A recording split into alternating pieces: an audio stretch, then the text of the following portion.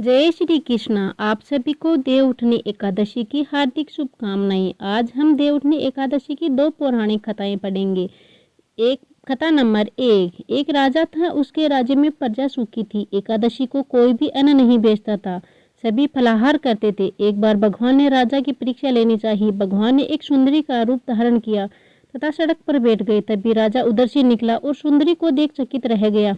उसने पूछा, हे सुंदरी, तुम कौन हो? इस तरह यहाँ क्यों बैठी हो?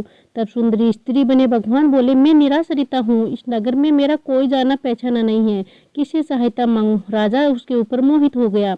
वह बोला, तुम मेरे महल में चलकर मेरी रानी बनकर रहो। सुंदरी बोली, मैं तुम्हारी बात मानूंगी, पर तुम्हें राज्य का अधिकार मुझे सौंपना होगा।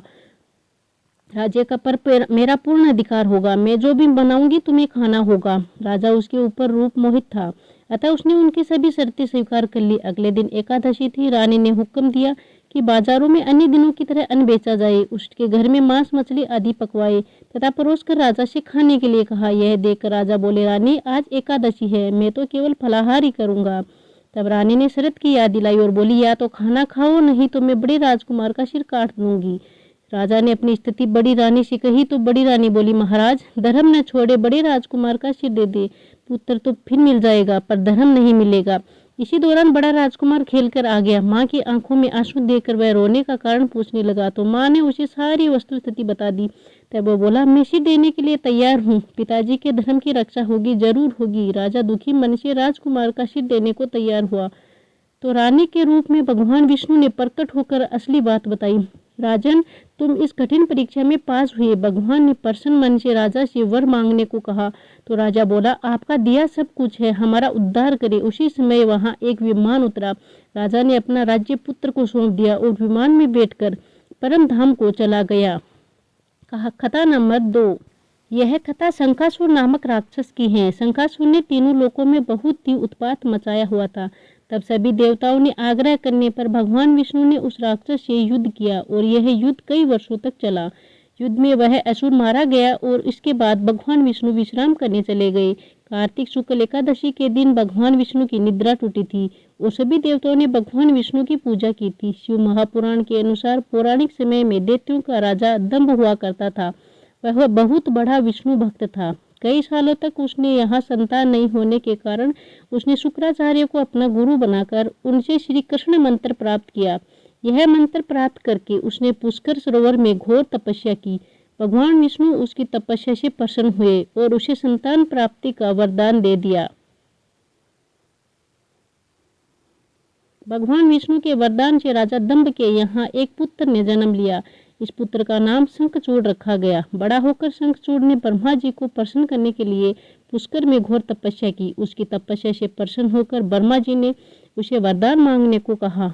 तब शंखचूड़ ने वरदान मांगा कि वह हमेशा अजर अमर रहे, वह कोई भी देवता उसे नहीं मार पाए। ब्रह्मा जी ने उसे यह वरदान दे दिया और कहा कि वह बद्र जीवन जाकर धर्मध्वज की पुत्री तुलसी जो तपस्या कर रही हैं उससे विवाह कर ले।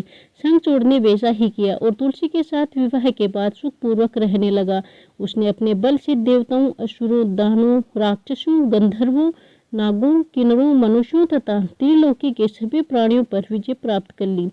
वह भगवान श्री कृष्ण का परम भक्त था। शंखचूड़ के अत्याचारों से सभी देवता परेशान होकर ब्रह्मा जी के पास गए और ब्रह्मा जी से उन्हें भगवान विष्णु के पास ले गए। भगवान विष्णु ने कहा कि शंखचूड़ की मृत्यु भगवान शिव के त्रिशूल से ही होगी, अतः आप उसके पास जाइए। भगवान शिव ने त्रिरत्न नामक गण को अपना दूत बनाकर शंखचूड़ के पास भेजा। चित्ररथ ने शंखचूड़ को समझाया कि वह देवता को उनका राज्य लौटा दे, परंतु शंखचूड़ ने मना कर दिया और कहा कि वह महेश्वर से युद्ध करना चाहता है। भगवान शिव को जब यह बात पता चली तो वे युद्ध के लिए अपनी सेना लेकर निकल पड़े। इस तरह देवताओं और दानवों में घमासान युद्ध हुआ, परंतु ब्रह्मा जी के वरदान के कारण शंखचूड़ को देवता नहीं हरा पाए। भगवान शिव ने शंखचूड़ का वध करने के लिए जैसे ही अपना त्रिशूल उठाया तभी आकाशवाणी हुई कि जब तक शंखचूड़ के हाथ में श्री हरि का कवच है और उसकी पत्नी का सतीत्व अखंडित है, तब तक इसका वध असंभव है। आकाशवाणी सुनकर भगवान विष्णु वृद्ध ब्राह्मण का रूप धारण कर शंखचूड़ के पास गए और उससे श्री हरि कवच दान में मांग लिया। शंखचूड़ ने वह कवच बिना किसी संकोच के दान कर दिया। इसके बाद भगवान विष्णु शंखचूड़ का रूप बनाकर तुलसी के पास गए। शंखचूड़ रूपी भगवान विष्णु ने तुलसी के महल के द्वार पर जाकर अपनी विजय होने की सूचना दी। यह सुनकर तुलसी बहुत प्रसन्न हुई और पति रूप में आए भगवान का पूजन किया व रमण किया। ऐसा करते ही तुलसी का सतीत्व खंडित हो गया और भगवान शिव ने युद्ध में अपने त्रिशूल के शंखचूड़ का वध कर दिया।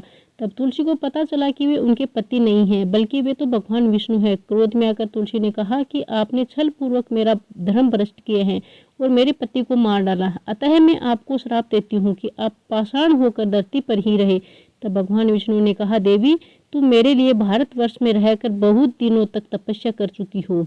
तुम्हारा यह शरीर नदी रूप में बदलकर गंडकी नामक नदी के रूप में प्रसिद्ध होगा।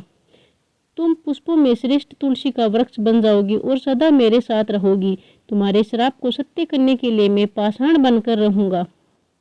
गंडकी नदी के तट पर मेरा वास होगा। देव प्रबोधिनी एकादशी के दिन भगवान शालिग्राम व तुलसी का विवाह संपन्न कर भगवान मांगलिक कार्यों का प्रारंभ किया जाता है। हिंदू धर्म मान्यता के अनुसार इस दिन तुलसी शालिग्राम विवाह करने से अपार पुण्य प्राप्त होता है। तो आपको कहानी पसंद आई होगी। अगर पसंद आई है तो कमेंट में जय तुलसी माता ज़रूर लिखें और चैनल पर नए हो तो चैनल को सब्सक्राइब भी ज़रूर कर लें।